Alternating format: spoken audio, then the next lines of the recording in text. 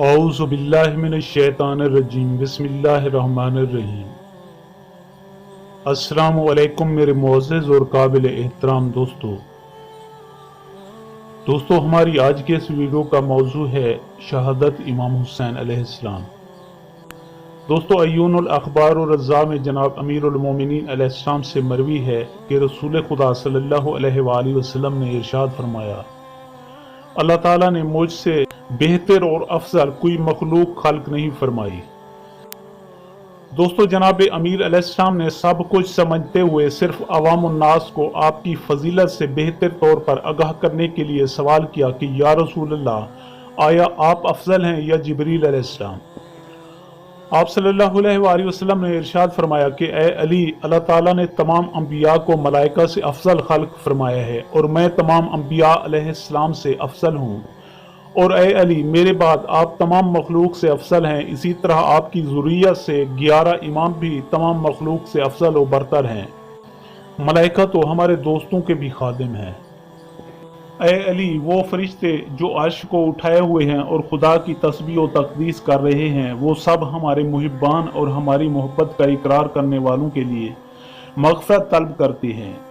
لیکن افسوس کہ امت نے ان انوار مقدسہ سے فیض یاب ہونے کے بجائے ان انوار کو بجھانے کی کوشش کی۔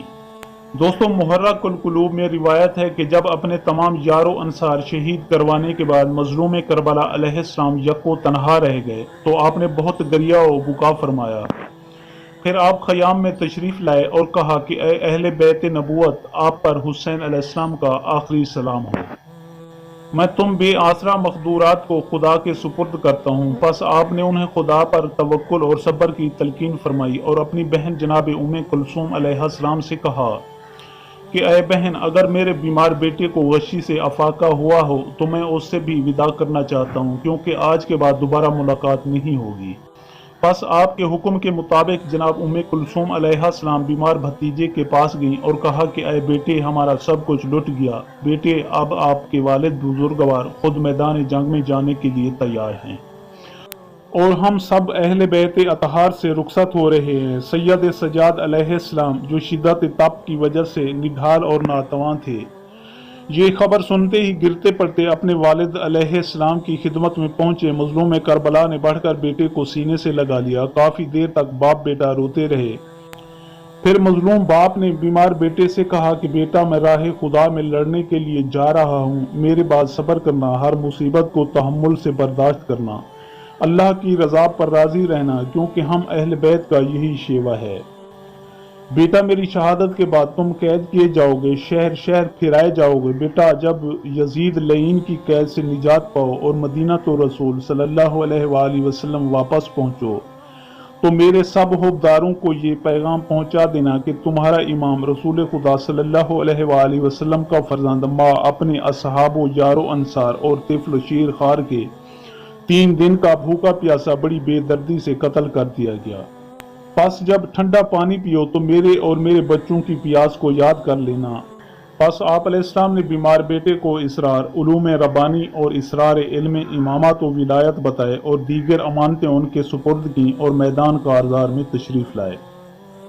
دوستو، روایت میں ہے کہ جب مظلوم کربلا علیہ السلام تمام یار و انصار کی قربانی بارگاہ الہی میں پیش کر چکے اور یکو تنہا رہ گئے تو آپ نے خود میدان کارزار میں جانے کا ارادہ فرمایا۔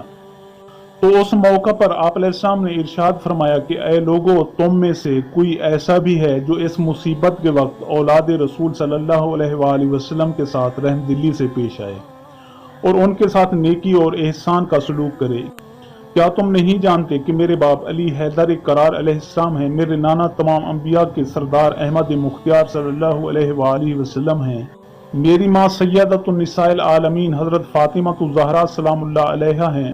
دوستو، مظلوم کربلا علیہ السلام کی یہ باتیں سن کر قوم اشقیاء نے کہا کہ حسین، ہم یہ جانتے ہیں کہ حسب و نسب، علم و عمل، حلم و سخاوت اور شجاعت میں آپ افضل الناس ہیں، لیکن ہمیں آپ کو اسی حال میں پیاسے ذبح کرنے کا حکم ہے۔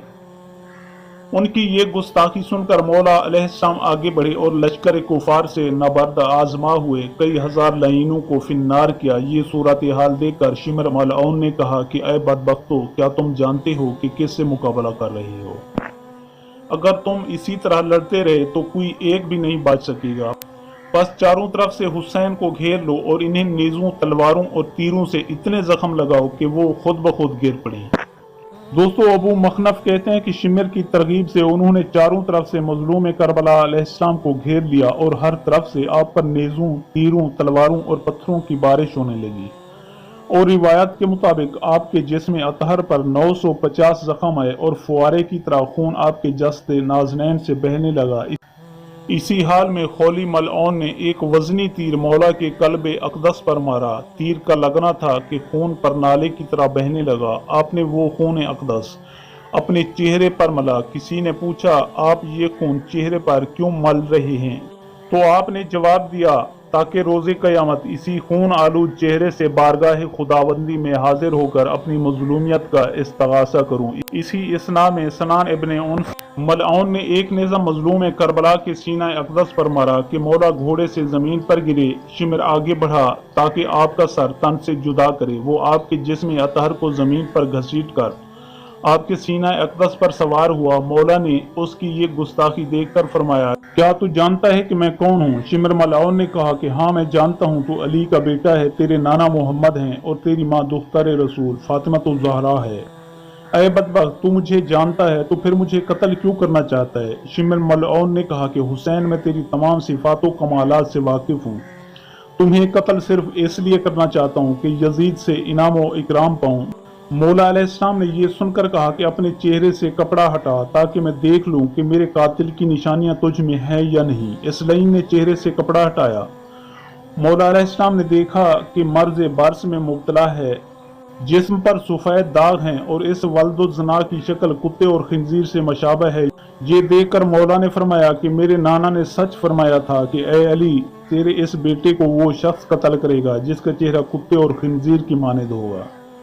जब शिमर मलऊन ने ये सुना तो कहा, क्योंकि तुम्हारे नाना ने मुझे कुत्ते से तशबीह दी थी, लिहाजा मैं तुम्हें पसे गर्दन कत्ल करूंगा। बस इस बदबख्त ने इमाम मजलूम अलैहिस्सलाम बेकस को मुंह के बल लिटाया, खंजर हाथ में लिया और आपकी गर्दन पर चलाना शुरू किया। अबू मखनफ कहता है कि जब वो बदबख्त खंजर चलाता तो मजलूम की आवाज़ बुलंद होती और आप एड़ियां रगड़ते और कहते कि गवाह रहना ए नाना मोहम्मद मुस्तफ़ा सल्लल्लाहु अलैहि वसल्लम, ऐ बाबा अली, ऐ भाई हसन, मैं गरीबुल वतन बेगुनाह तशना लब कत्ल किया जा रहा हूँ। दोस्तों, इस बदबख्त ने कई ज़रबात लगाकर आपकी गर्दन जिस्म अतहर से जुदा की। हर तरफ से कद कत्लुल हुसैन, हुसैन कत्ल हो गए की आवाज़ें आने लगी। सियाह आंधी चली, सूरज को गहन लग गया। जिब्रील अमीन अलैहिस्सलाम ने हफ्ते तब के आसमान में आवाज़ दी, ऐ आसमानी अखलूक आगाह हो जाओ कि हुसैन मजलूम कत्ल कर दिए गए।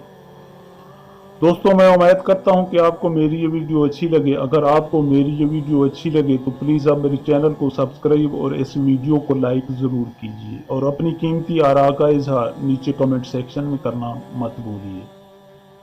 शुक्रिया, खुदा हाफिज़।